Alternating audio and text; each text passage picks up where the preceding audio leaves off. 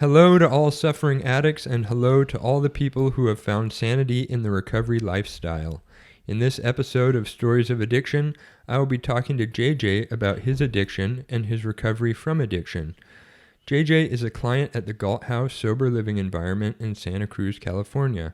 He is 41 years old, and his drug of choice was alcohol, but he also had problems with pretty much everything else. JJ, how you doing tonight? I'm doing well. Right on.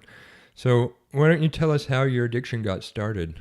Okay. I think an important part of my story that really informs why I ended up going to drugs so early is that I was adopted, and I don't remember any point in my life where I didn't know that. I assume there had to have been some point where I was able to understand it and was told, but I don't remember that happening. I remember growing up with that knowledge. And of being feeling distinctly different from everyone around me, that sense of dislocation. I read a lot. I was an actor. I was in some commercials and a TV movie and stuff when I was a little kid. I played violin. A little guy. I didn't really fit in. I only had, 2, maybe 3 friends all through elementary school. Pretty much always had my head buried in a book. But at the same time, I had a tremendous amount of rage inside of me. I can remember being as young as, 9, 10, and getting enraged and blacking out and knocking over bookshelves and punching through walls and things like that, just seeing red. So I fought a lot because I was a little guy and I was weird and nerdy. So I was kind of a target, and I was angry. So yeah, I pushed back. And when I got to high school, I had moved to Santa Cruz from Arizona. So it was new town. I was really looking to try to start over, and I joined the theater department there. I got into the school play and started making friends with... Santa Cruz is a very different place than Tucson, Arizona, especially in 1992. Sure. It may be the only public high school in America where the stoners, metalheads, goths, freaks were at least in equal numbers to the jocks and the rich kids. We had the whole front part of the school, the front lawn, and the little smoking corner across the street. The jocks had the quad and the back part of the school. And I made friends with a guy in the theater department. He kind of took a shine to me, and I started hanging out with him. And he was really popular, well-liked guy, had a lot of friends, and they all smoked weed. And so I started smoking weed, and it didn't really do anything for me the first several times I tried it. I do remember distinctly when it actually did work for me, and I thought it was great, and I started smoking weed every day. And at the same time, started attending school less and less. By the time I was I forgot. The very first drug I ever did was LSD. That before alcohol, before pot, and it was this same friend talked it up to me, and he scored me and my neighbor, who was another nerdy weird kid. He played bass, I played guitar, and we would jam on Misfits covers and stuff in the garage. And we took acid and went to the boardwalk. Neither of us had ever smoked any weed. We never had a beer. So you were totally drug naive when you came here from Arizona? Absolutely. Huh. And I had a perception of alcohol as being what the jocks drank. I saw alcohol as being something that made you belligerent and aggressive, sloppy, and stupid, and all of these things. And me and my friends, we didn't do that. We were the weird kids. We were into theater and sci-fi and fantasy, and we were into expanding our minds. And, we would read Carlos Castaneda and Timothy Leary. And very early on, I got really into studying the drugs that I was taking while being on those drugs, taking them and then reading books about the way that they worked chemically, even if I was too young to really comprehend it. It was always fascinating to me. So for the first time in my life, I felt like I actually had friends. I felt like I belonged somewhere. Simultaneously at home, my adoptive father had left. Now, he was an abusive sociopath con man. He had bought a house on a credit card and lied and said that we were renting it. Didn't pay any taxes, lied and said that he had. So he cut and ran and filed bankruptcy, sticking my mom, now a single mother, working full-time as a teacher, with $70,000 in debt. And she had a nervous breakdown, a complete nervous breakdown. I would wake up to go to the bathroom at 3 a.m. and she'd be doing dishes and talking to herself. So my father was the disciplinarian. So with him gone, my mom had taken so much of a back seat that without his presence and the threat of violence that came with that, she had no authority over me. What she said meant nothing to me. And in the meantime, and extended family didn't exist. He took his extended family with him.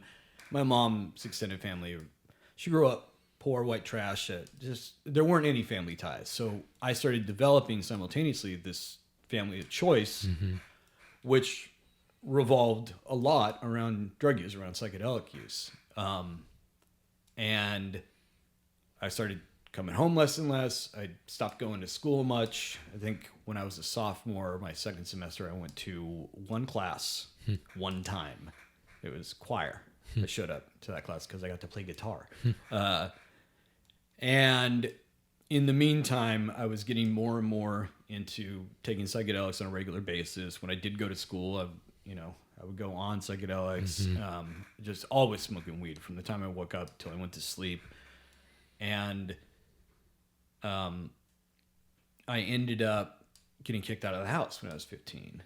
And a friend of mine had a dad who was just more like a buddy to him. He just let him do whatever he wanted. He had his own separate wing in the house. And he put me up for a month. Did your mom know that you were like the kind of progression that you were on in terms of drugs? Was she aware, or did she just see like you kind of checking out, or your, like behavior, not going to class, that kind of thing? Did she know that the cause, more or less, it sounds like multiple causes, but that drugs were right in there as like part of the what was going on? She suspected, my mom suspected that I was doing drugs. She accused me of being stoned on numerous occasions. I had a teacher try to intervene and call her and tell her that I was stoned, and it was during a after hours play rehearsal, and she showed up, and it was one of the few times that I hadn't actually smoked pot, and I was gloriously indignant about it. And but the thing is, my mom never did any drugs. She's never smoked pot in her life, even though she was in college in the 60s. I don't understand it, but I guess she had a fiance when she was real young, in her early 20s, still in college, who died of a cocaine overdose, and it scared her off of all drugs. So while she suspected, she didn't know, at that point at least. So I ended up getting kicked out of the house. I was staying with a friend of mine, and he drank. He had this different group of friends that wasn't. They were not among my circle, so it was like but there was this kind of Venn diagram overlap between his group, who we called the meatheads, and they were metalheads, and they drank, and we were all hanging out one night, and they were making fun of me for having never even tried alcohol, and so because I was a little big man, I'm a little guy, and I was just always just at the drop of the hat. I was ready to fight. I was ready to argue. I didn't let anyone talk smack to me. I didn't let anyone put me down. And so basically I got irritated into drinking, just because I wanted to show these guys up. I could consume Herculean quantities of weed and mushrooms. And so they had a stolen bottle of Kahlua and a bottle of Seagram 7 they'd stolen from Safeway. And I chugged half of that fifth of Seagram 7. Oh. It was the first drink I ever took. And, you know, in the movies, you see people, they take their first drink and they gasp, and none of that. I chugged it. It burned, but I, you know, put a game face on, and then I drank some of that Kahlua as a chaser. And I got pretty drunk. I didn't throw up, but I got the spins a bit. And I ended up smoking a bowl later, which is when the spins came. And I did like it. I liked it. But it wasn't like a light bulb went off revelation. But over the next 6 months or so, alcohol started becoming more and more prominent. We were, you know, getting around 16, 17. I was going to a lot of parties because I was homeless. So, you know, I was always looking for somewhere to crash, and parties were a great way to do that. And so I started drinking more frequently, like maybe once a week or so. And at that same time, I started liking pot and psychedelics less. I'd had a bad trip and had another bad trip. I ended up in juvie. That's right. I had been... So my mom kicked me out for like a month and then called the police and reported me as a runaway. Oh, wow. And I dropped by school and they came and they grabbed me and dragged me out of school in handcuffs in front of everybody, which actually like really boosted my reputation. Yeah. I don't say this to be self-aggrandizing, but to explain the culture that I was living in at that time. This is 1994 in Santa Cruz, California. And the underclassmen, I found out from a girl I dated a couple years later, had nicknamed me JJ, King of the Druggies. Like, I was big man at that time in those circles. The same volleyball captains who would drive by in their big raised up pickup trucks and yell out, fucking hippie, long hair, thespian, you know, etc. In geometry class later would tap me on the shoulder and say, oh man, I'm sorry about that. You know, I got to do that with my friends, but can you get me and my girlfriend some acid this weekend? And of course I would tax them like double what I got it for. So it was, I felt protected. I felt safe. I felt loved. All these things that I had never felt at home. But yeah, the alcohol started showing up more, and I started doing the psychedelics less. And when I was 17, I had somehow managed to test out of high school. I took the California High School Proficiency Exam. It's a California-based GED type certification. It's only good in California, that you can take when you're 16. I took it like a week after I turned 16. And I tested out, and I went to Cabrillo. And that first semester, I was doing really well. And then I fell in with this guy, who's another musician. We started hanging out, and he introduced me to heroin. And that was my first experience with the way that hard drugs can isolate you with other people in a way, like that it can create these insular, paranoid little microcultures, you know. So it was like I got dragged a couple of my friends into it, and then he had his girlfriend and her friend. So there's like 6 of us who were secretly doing heroin, but then still existing in this larger group of people where we were drinking and smoking weed and all that stuff.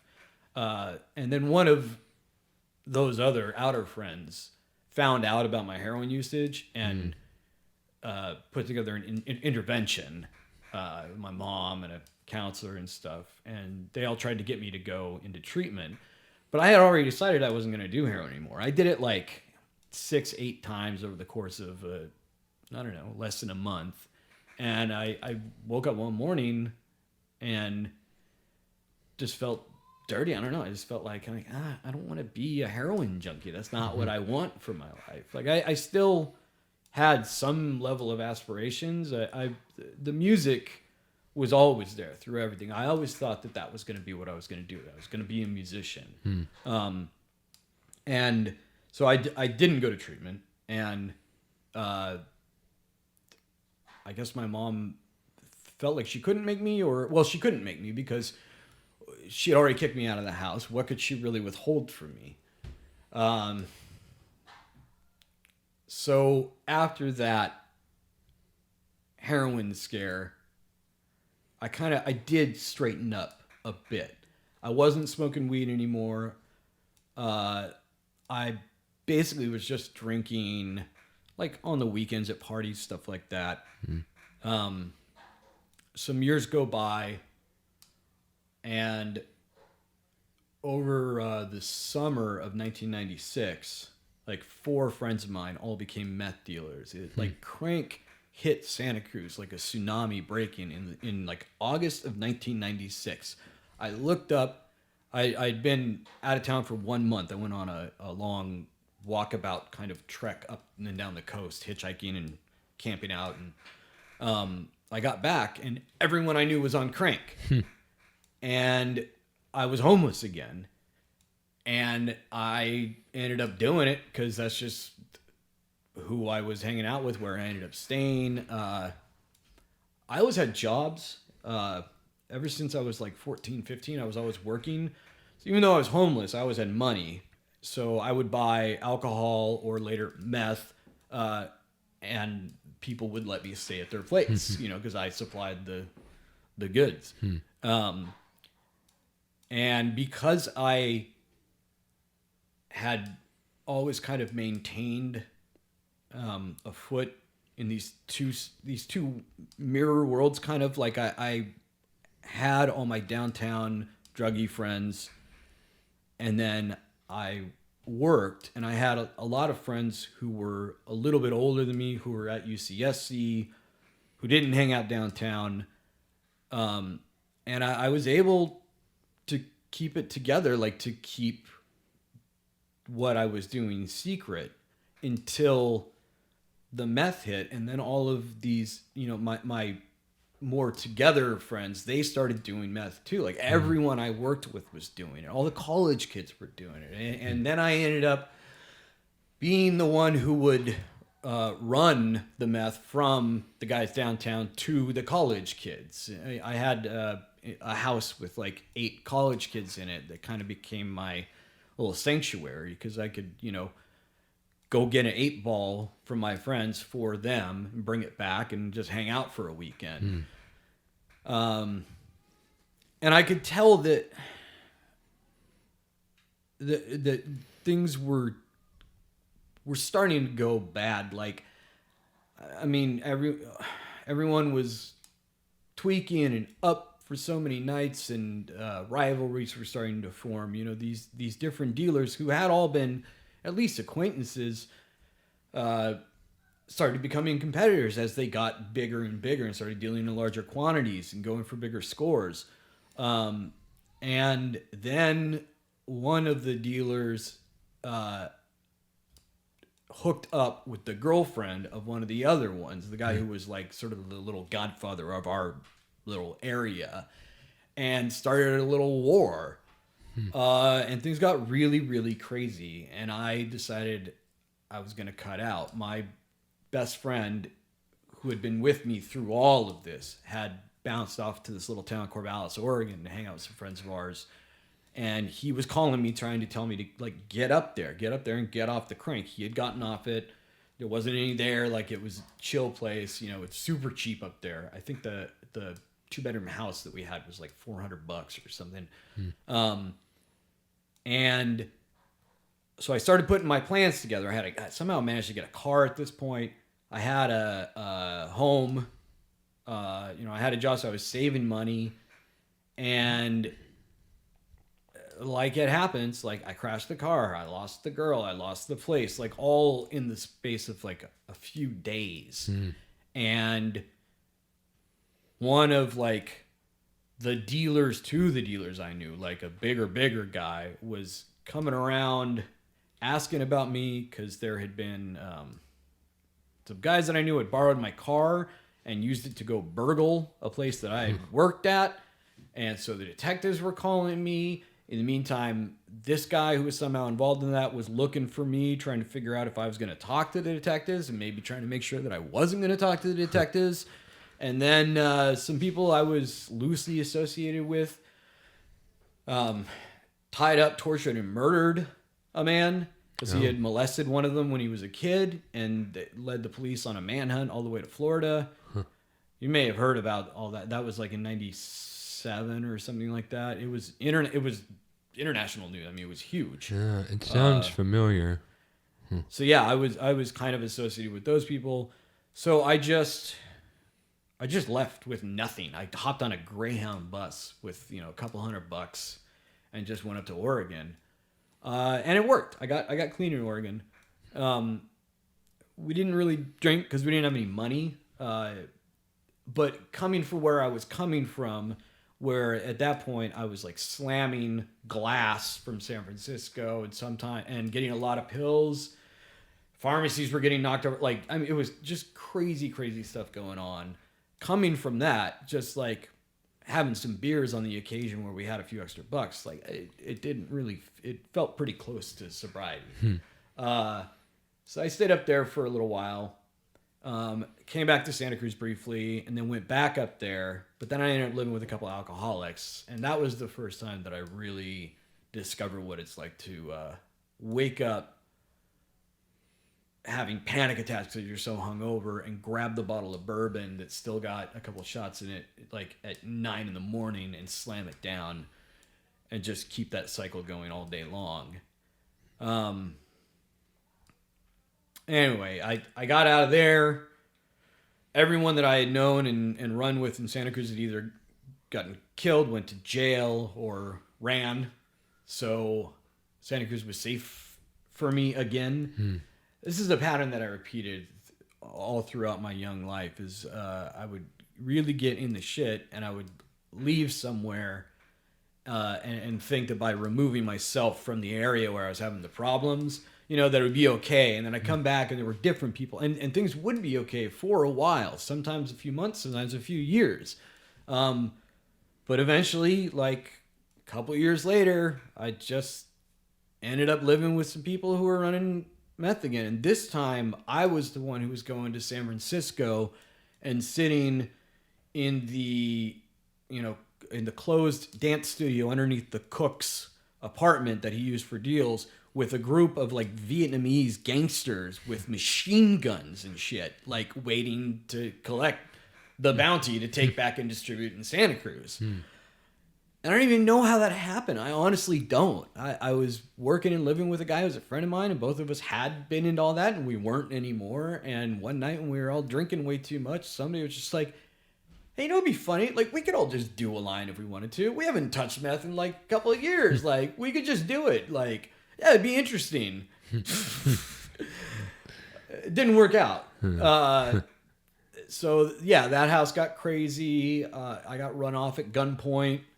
I was 21 at this point. I had loaded guns stuck in my face 3 different times, all around meth. I had knives at my throat. I'd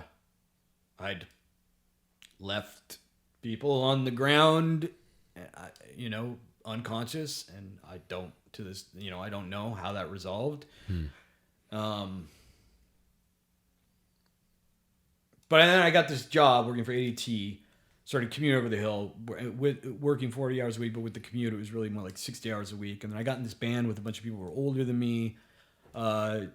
Still doing a lot of drinking, but that was it. Well, the pills when they came up, but that was it. And then we went on tour. I went on this like month and a half long tour. It was great. None of those guys did drugs. They just drank like fish.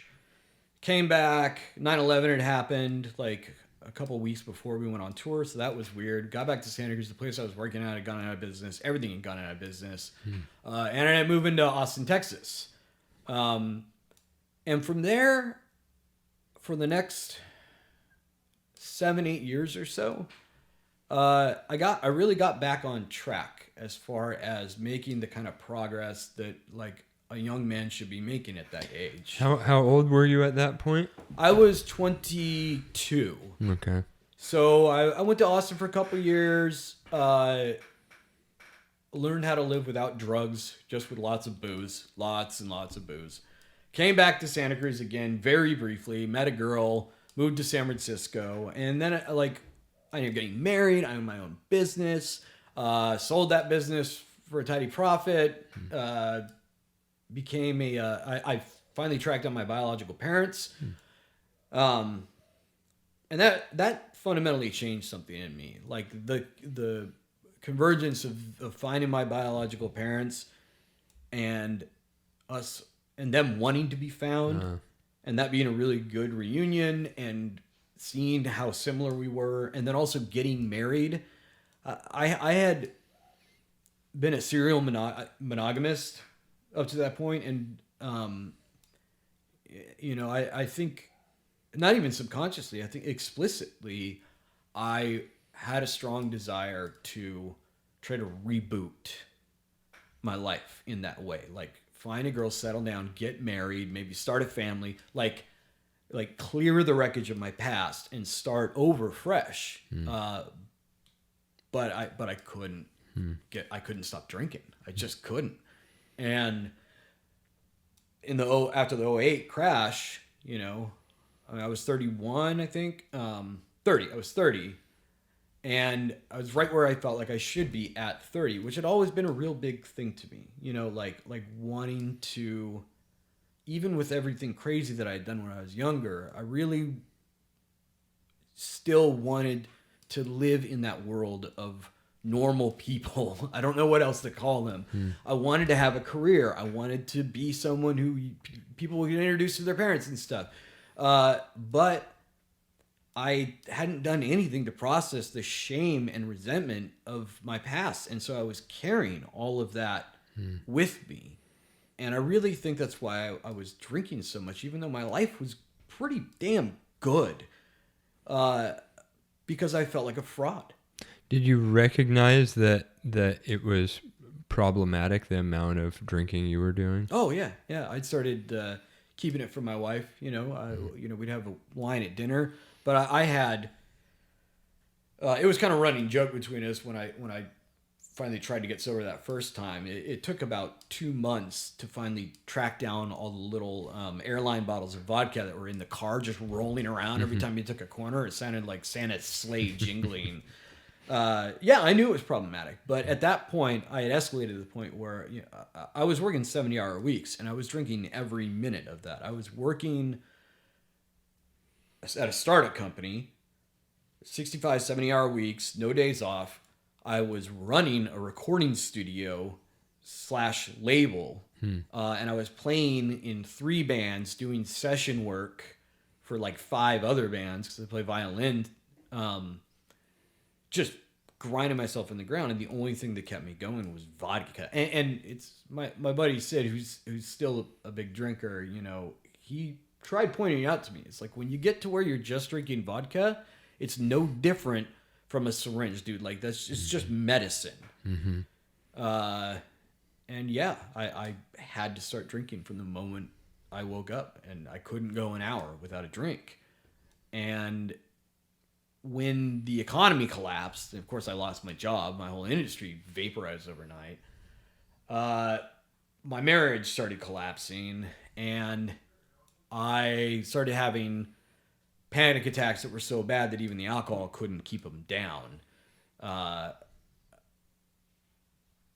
Well, at the time, I didn't really understand that they were panic attacks. I didn't know that I'd been having panic attacks for my entire adult life, and probably a lot earlier than that. I thought that it was just from the drink, from withdrawing from the alcohol.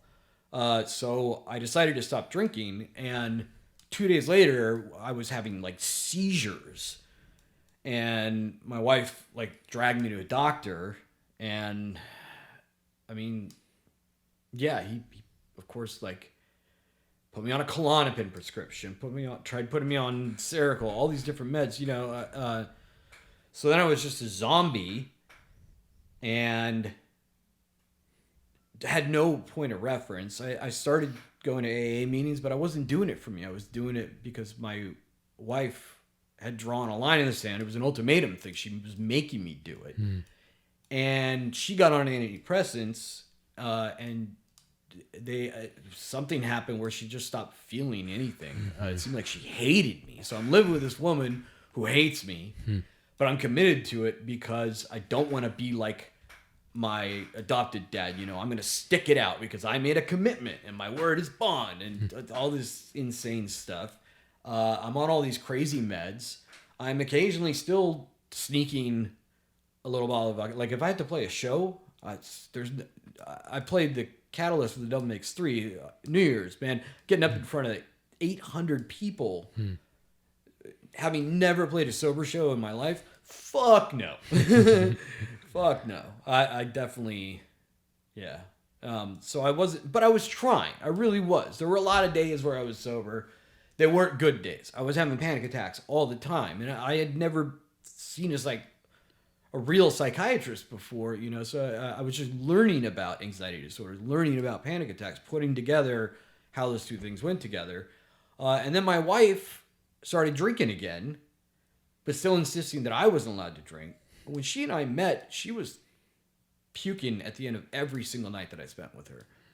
And she's on antidepressants. She's not supposed to be drinking with him. And then she starts running around with some other guy, lying to me about it. And she came home from this 2-day conference thing, and I knew that she'd been with that dude, and, she lied to me on the phone, and then I called her out in person, and she admitted to it, and then she went to go stay at a friend's house, and I left town for a week. And when I got home, all my stuff was gone. She'd given away my dog to some stranger in Oakland, stole everything except for my instruments, and just left me at the end of the month holding the bill on a $1,200 a month place. I'm working at a record store at the time because it's, early days after the economic collapse. I'm making $10 an hour. Just really fucked me, man. Just really fucked me. Wow. And so I end up staying with some friends. I'm on gabapentin and Klonopin, but I start drinking again, doing a little blow, just anything, because I'm like suicidal, and I've never dealt with depression. I had never been sober long enough to realize that I even had an anxiety disorder. So I'm just getting all this stuff at the same time, and I just completely lost my mind. I just stopped taking the gabapentin, not realizing that all the side effects of that, and I was still drinking really heavily, and I had like a crazy psychotic episode, burned bridges with all of my biological family who I had just met like a few years earlier. And then I met a woman who was awesome, caring, wanted to go to school to be a nurse, got me to quit drinking by not telling me I had to quit drinking, but just by like being sad that I was punishing myself, and I got it. So, and she didn't make me go to meetings or anything. She just, said that she couldn't be with me if I was going to be like out of control drunk all the time. And for that 3.5 years, I started rebuilding myself as like a normal, like citizen. I became part of the world again. We moved to Seattle, had some good jobs. I would still drink at any of the types of occasions that people would drink at, and sometimes at home, but I was careful not to get drunk. But every drink I had and every drink I didn't have, and every moment of the day, I was aware of the presence of alcohol in the world, if that makes sense. I was aware. I was counting the drinks. I was spacing out the time. I've seen my biological dad. I've seen him do it. He's been a functioning alcoholic since he was in his 20s. And because he has these rules, just like my buddy Sid, he has these rules, right? He doesn't start drinking until 4 o'clock. Yeah. And I see him at 3:55. He's standing there. Just in the kitchen, staring at the liquor cabinet. The obsession. Yeah, the obsession, man. I could not shake that. And eventually we split up amicably because we both kind of realized that like I was doing the thing where, you know, I got with someone who helped me. I ended up in the hospital early in our relationship because I was punishing my liver so bad. I wasn't able to keep food down. I didn't eat for like 3 days because everything I tried to put in my stomach just came right back out. And I was told that like I was going to die if I did not stop drinking, like now. And so I was doing that thing where I was with a woman who I felt like had saved my life. And I went with her up to Seattle, left everything I had behind so she can go to nursing school. And I supported her as much as I could through that. She was doing 70-hour weeks. I did all the laundry, all the cooking, all the stuff like that. And I got her through nursing school. And we reached this point where it's like, okay, like I need to go be on my own. Like I've not been single for more than 9 consecutive months since I was 16 years old. And at this point, I'm like 35, 36. And she's an amazing person. Like I still love her with all my heart. I still consider her one of my best friends. You know, she got it, and she didn't want it. She was not willing to be on a pedestal to be my savior. We had conversations about that. You know, she was very uncomfortable with that aspect of our relationship, and I got it.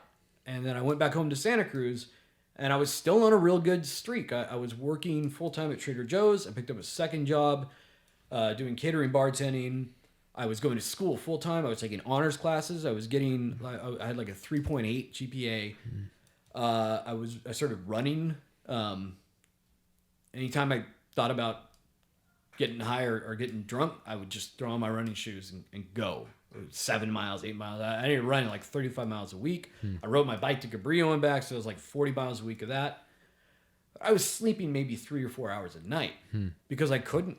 I had just taken my addictions, you know, that obsession, and I just moved it over onto things that, you know, on paper, individually, all these things look fantastic. Everyone's clapping me on the back saying like, dude, you're killing it. You're doing so good, you know? I was even able to like buy a 6-pack, bring it home and have a beer. And let it sit in the refrigerator. You know, that was one of my long-term goals for my life when I was in my early 20s. Someday I want to be able to I want to have a liquor cabinet and I want there to be liquor in it. That's just there, like, you know, tomorrow there's still booze in there. It was a fantasy. And I was doing it, you know, because I was putting all that obsession into all these other things I was doing. Well, but I wonder, you know, because I've had similar thoughts before, and like you and I, we can't necessarily know. I mean, certainly not subjectively, but what it's like to be a normal person. But I would say the mere fact that as you say, you know, that something like that, being able to have something like that as a fantasy, or the sorts of similar thoughts that I've had, that isn't normal. You know what I mean? That a normal person, it's not even a thought. It's just sort of like, oh yeah, and I'll pick up a bottle, or oh yeah, you know, do a little Coke on the night out with friends or whatever. They don't think about the next day. It's not some constant thing. It's not the kind of you know, the goal of being able to moderate, because moderation just comes natural, you know? And so it's like, it was, you know, one time I went through treatment and I had already been a bunch of times, and I was so certain, like, I can handle drinking. I've never had a problem with alcohol. You know, I'm gonna do it. And it's like, why does it matter? Like, why, you know, like if I was so focused on that, like, shouldn't I have realized that the mere fact that I'm focused on it is itself the problem, you know? So I wonder if that's like when, if, I mean, you're here, so you must have reached like some clarity around that at some point. I never understood that normies just don't have that obsession. I didn't understand that until I went to treatment. I did not get it. And I think part of that is because I didn't know anyone like that. I really didn't. Because anyone like that fell away from like my group of friends, you know, even the ones who were also killing it, you know, keeping their lives together and stuff like that. If I talked to them about booze, they were nervous about it. They had concerns. They understood that it was problematic for them. They're just at points where they were, for whatever reason, handling that well. And maybe that will continue. Maybe it won't. I don't know. But yeah, I really think that anyone lacking that this is something that I really go around and around with myself on, especially after going through treatment. I really believe that the same the affliction, genetic quirk that is responsible for an addictive personality is linked to other positive qualities as well, like to creativity, to just the like obsession can manifest as an intellectual curiosity and a passion for passion. Sure. You know, by and large, most of the addicts that I've known, when not in the thralls of active addiction, have been very passionate, creative people. And again, like I'm a little tentative around that idea because I can see how that could also be me trying to give myself a pass a little bit, or trying to soften like how destructive that addiction is. Well, you could go the opposite way with it too, though, and something that I frequently say, that addiction is just part of the human condition, and that everybody is an addict in some form or another. It's just some of us take it way gnarlier depths than others, you know. But like, you know, even if it's not to substances, to behaviors of some sort, shopping, you know, sex, gambling, but even like smaller things like television or social media. I mean, it's pervasive across society, you know.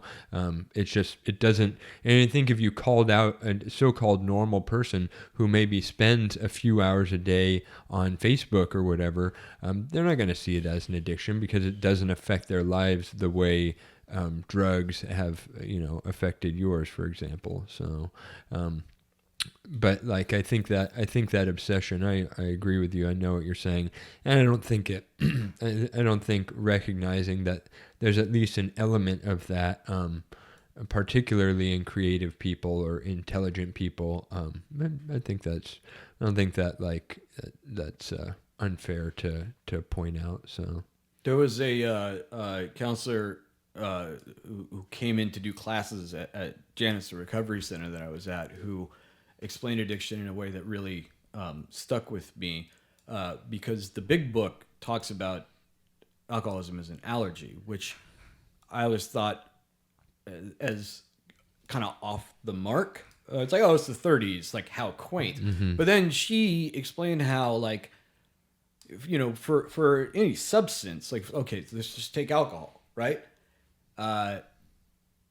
Alcohol does have a chemical hook. We know pretty much that the chemical hook in and of itself is not the most important driver of addiction, but every person on earth has a threshold, you know, a certain amount of alcohol that they can consume before they cross this threshold into addiction. And then once that switch has been flipped, they are an addict. And that's the same way that an allergist explained allergies to me, is that we're all allergic to everything that causes an allergic reaction. Just we have different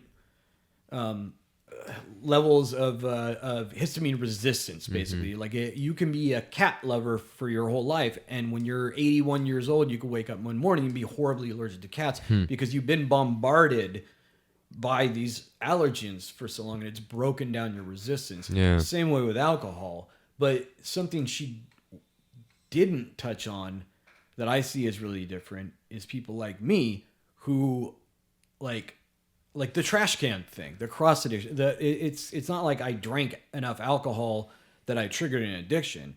It's I've been addicted to quieting the inner void, like just anything to take me out of my normal state of being, which for most of my life has been one of fear and shame. Like fear and shame have ruled the overwhelming majority of my life, starting from when I was very, very young. So what happened? What happened to get you into treatment that first time? Yeah. So when I was doing all that stuff, working those 2 jobs and going to school, I had I don't know. I had a collapse. Like I collapsed at work. I got really, really ill. It was the symptoms. It was like having a brain tumor. I was having nystagmus. My balance was really messed up. My skin was going crazy. I couldn't digest it. I couldn't eat anything. I got down to like 119 pounds. I was walking with a cane. Eventually they figured out that there were these polyps in my intestines that were like building white blood cells and dumping them into my system that were then attacking like my brain and other organs, and they removed them, and that stopped happening, but there was still damage. I had to go to 2 years of neurophysical therapy because my memory had been destroyed, all kinds of crazy things. And I wasn't able to work, obviously, during that time. And I mentioned earlier that I've worked since I was like 14. I worked through homelessness, drug addiction, everything. Like I've been very self-reliant my entire life, and not being able to support myself, having to lean on the government until that stopped, and then my mom, it made me suicidal. Like I became extremely depressed, and that's not something that like I grew up with. I didn't have any coping skills for it. And simultaneously, I've been put on, because I was having seizures from this weird autoimmune thing. So I've been put on Klonopin again. I was on an antidepressant. I was on like 6 different medications. And I just felt old and useless, and that my life was over, that I had missed the opportunity to have a life, and it was too late for me, and that there was no point in my existence. But I wasn't selfish enough to kill myself. I could not bear doing that to my family. My adoptive mom here, who was the one who was taking care of me at this time in particular. But I wanted to annihilate my consciousness. And it was the first time that my drinking was motivated solely by just crushing despair and a desire to die. And I was still on Klonopin, so I was blacking out. And I kept waking up, beat the fuck up, like black eyes, cracked ribs and stuff. And I had no idea what happened. And one of those times I woke up in a jail cell. And that really sucked. I ended up stuck in there over the weekend because I got arrested on a Friday. And I did not want to repeat that experience. And I became like committed to getting sober. It was my bottom. Like that jail cell was finally, after the divorce, after everything else that had happened in my life, I finally like plowed through all those false bottoms and hit bedrock. And something changed, just a switch was flipped, and I wanted to get sober, but I was still suicidal and massively depressed, even more so now, and addicted and on Klonopin, which is booze in a pill form with all the fun parts sucked out of it. So I really tried, man. I really committed. I went to the meetings. I wanted to be sober, but I would get so overwhelmed by this crushing depression and by these and panic attacks. I was having like chain panic attacks, just one after another. And every like 3-4 months or so, I just couldn't hack it. And I would drink like a whole bottle of vodka and immediately black out. Not a good experience, just black out, be like brutally ill because the combination of Klonopin and antidepressants and liquor, it's not good, man. It doesn't make you feel well. And the third time that happened, my mom, I was still living on her couch because I hadn't been able to support myself. I very briefly got a job at Grocery Outlet, but I was still too frail. And also the Klonopin, like I couldn't do the work. I wasn't physically strong enough to, and that made things even worse. Like having been so used to, I had business cards that I made for myself when I was in my early 20s that just said, yeah, I can do that. You know, like that was my motto. I've worked jobs from shoveling manure on a goat farm to, you know, nonprofits working with at-risk youth to like film production. I mean, I've done everything outside of the trades, and to not physically be able to support myself, it just destroyed me. Like there was nothing left. And so I ended up going into treatment. Ostensibly, in my mind, how I talked myself into going into treatment was to get off the fucking Klonopin. Because I talked to my doctor about getting off it, and he said it would take like a year to safely taper off the amount I've been taking for as long as I had. But he was also the medical director at Janus, so you know, he may have been partially helping me convince myself that it was okay to go to treatment. So I went for that. Went through a month-long brutal detox from that. I had a couple seizures. Left, and you know, I didn't listen when they were talking about about the post-acute withdrawal stuff. And you know, I got a job. I got into SLE. I was doing well for a couple weeks, and then that post-acute withdrawal hit, and I stopped sleeping. I started having crazy panic attacks, and I just couldn't sleep. And I went totally insane, and I ended up relapsing. And it's like I didn't want to. I couldn't sleep. I couldn't think.